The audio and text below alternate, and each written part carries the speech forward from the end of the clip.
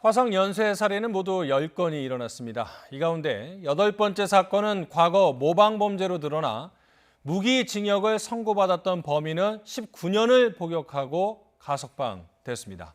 그런데 최근 이춘재가 자신의 범행이라고 자백하면서 논란이 일고 있습니다. 당시 범인으로 지목됐던 윤모 씨도 2심 재판에서 고문을 받아 허위 자백을 했다며 결백을 호소했던 것으로 확인됐습니다. 나혜인 기자입니다. 화성 8차 사건의 범인으로 검거됐던 윤모 씨는 1989년 10월 1심 재판에서는 자신의 범행을 인정했습니다. 본인의 자백으로 무기징역이 선고되며 사건이 해결되나 싶었는데 윤 씨는 이내 결백을 호소하며 항소를 결정합니다.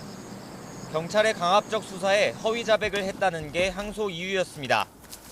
윤 씨는 2심 재판부에 경찰에 연행된 뒤 혹독한 고문 속에 잠을 못 잔 상태에서 허위 진술을 했다며 무죄를 주장했습니다. 또 8차 사건 발생 당시 집에서 잠을 자고 있었다며 알리바이도 제시했습니다. 2심 재판부는 그러나 윤 씨가 범행 수법을 소상히 진술하는 등 자백에 의심되는 부분이 없고 경찰 가혹 행위에 대한 증거도 없다며 항소를 기각했습니다. 윤 씨는 결국 무기징역이 확정돼 19년을 복역했고 지난 2009년에 가석방됐습니다. 하지만 이춘재의 자백으로 새로운 국면이 펼쳐지며 윤 씨가 억울한 누명을 썼을 가능성이 제기되는 상황.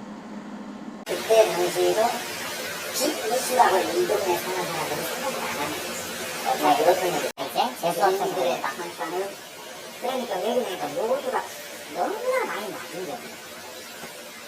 9시 반에는 9시 되면 자동적으로 애들이 학교를 안 나가고. 물론 이춘재가 경찰 수사에 혼선을 주기 위해 하지도 않은 범죄로 허세를 부렸을 가능성도 배제할 수는 없습니다.